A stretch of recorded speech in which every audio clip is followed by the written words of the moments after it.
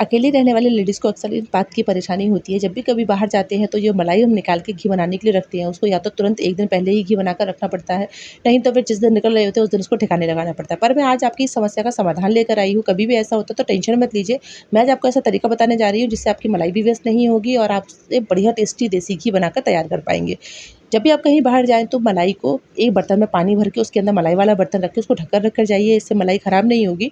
और कभी अगर खराब हो जाती जल्दबाजी में आप रखना भूल जाते क्योंकि फ्रिज तो हम चालू करके छोड़ के जा नहीं सकते, फ्रिज बंद करके जाते हैं। अगर हम मलाई बाहर रखेंगे तो इस तरीके की उसमें फफूंद लग जाएगी। टेंशन मत लीजिए, इससे आप बहुत परफेक्ट देसी घी बना सकती हैं क्योंकि इस तरीके से इस प्रोसेस के बाद हमें जो देसी घी मिलता है वो बहुत ही हेल्दी, टेस्टी और खुशबूदार होता है। तो पूरे प्रोसीजर को देखिए, टेंशन मत लीजिए क्योंकि हर समस्या का एक समाधान होता है।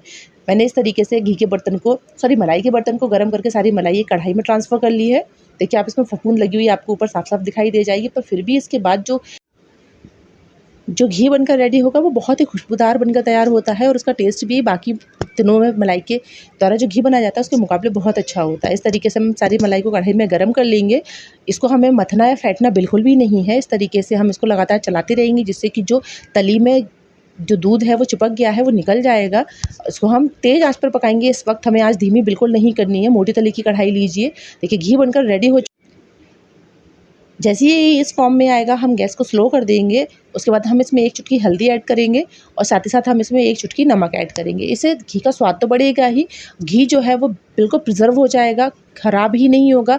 और यकीन मानिए, आप इस तरीके से एक बार आपने घी बना लिया ना, आप ना मलाई को काफ़ी टाइम तक स्टोर करके उसके बाद घी बनाएँगे, या जब भी आप घी बनाने जा रहे हैं तो 3 दिन पहले ही मलाई को फ्रिज से बाहर रखना शुरू कर दीजिए। इससे जो घी बनेगा बहुत खुशबूदार, देसी, बिल्कुल गाँव के स्टाइल का घी बनेगा।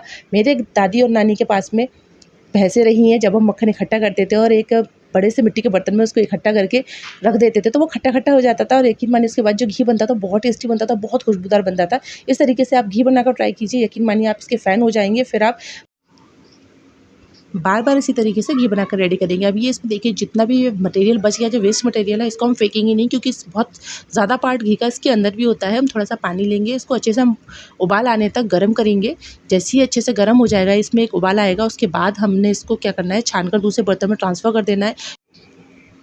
उसके बाद हम उसे ठंडा होने देंगे। ठंडा होने के बाद उसे हमने फ्रिज में रखना है, रात भर रख कर छोड़ देंगे।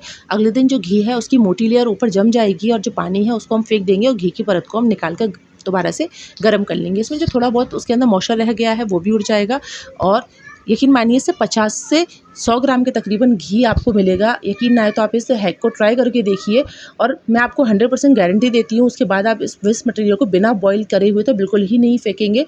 पूरा का पूरा घी आपको मिल जाएगा और जो पानी और जो वेस्टेज है इसमें घी का कुछ भी पार्ट नहीं जाएगा।